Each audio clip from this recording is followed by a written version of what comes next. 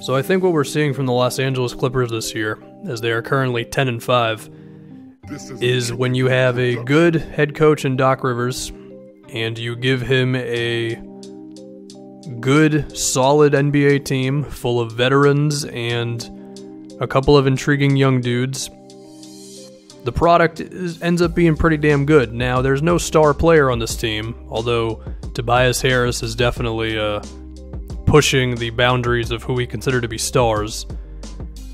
But even so, through him and Gallinari's shooting, this team's insistence on attacking the basket, attacking mismatches, and just having a really solid rotation of 7 to 10 dudes who are all just good and know what they're doing, the Clippers have ended up being one of the best offenses in the league, and then they're surviving on defense as well. So let's talk about all this. And I actually do want to start with the rotation. Okay, so the players that are getting regular minutes between Tobias Harris, Gallinari, Shai Gilgeous-Alexander, Patrick Beverley, Lou Will, Montrezl Harrell, Marcin Gortat, Mike Scott, Avery Bradley, and Mbah a Moute are currently injured. Boban as well. I would not mind having any of those guys on my team. Whether they're starting, they're a rotation piece, whatever they are, every single one of those dudes is a good player. Okay? And props for Shai Gilgeous-Alexander coming in and immediately being an impact dude on both sides of the floor. So that's step one, right? Step two is, while I don't think Doc's offense is really that imaginative, there are certain things that are going really well, right? For number one, this team's running a lot of pick and rolls. They are towards the top of the league in frequency, and while their percentile isn't like super high, it's in the 50s.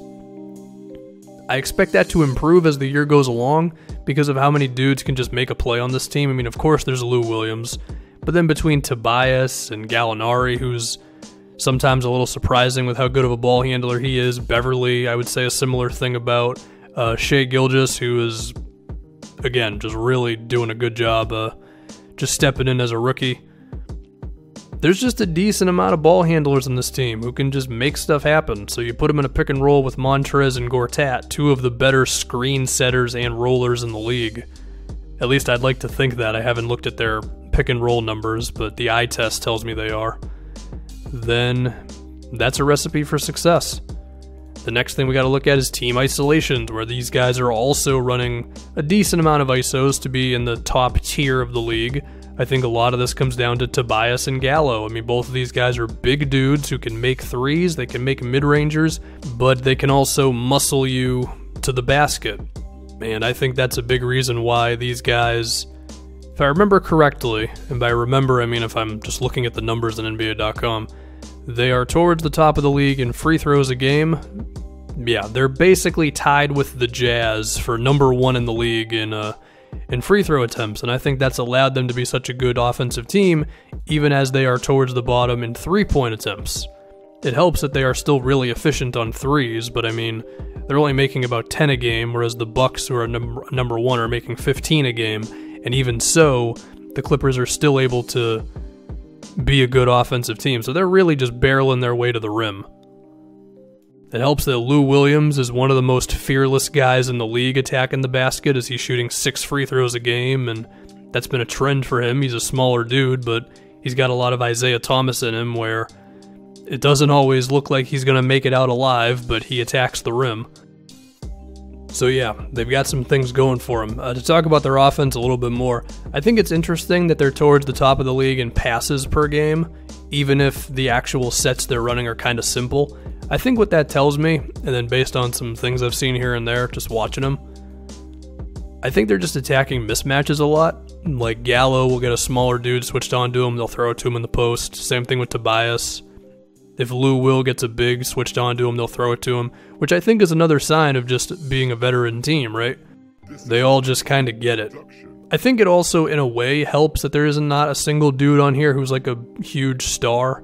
I mean, the NBA is a star-driven league, and of course, your ceiling is higher with a star, but I think as of right now, what we're seeing is like, these are a lot of dudes who have always been like second or third options, or have actually had to grow out of some adversity, right? Like Gortat just dealt with the whole thing with the Wizards, and he's always been a team-first guy. You got Montrezl Harrell, who for a decent chunk of his career, he was getting by just by playing hard. I mean, we got Tobias, who has grown from being a 13-point dude all the way up to 20 points. Gallinari has been traded a couple of times, similar to Tobias.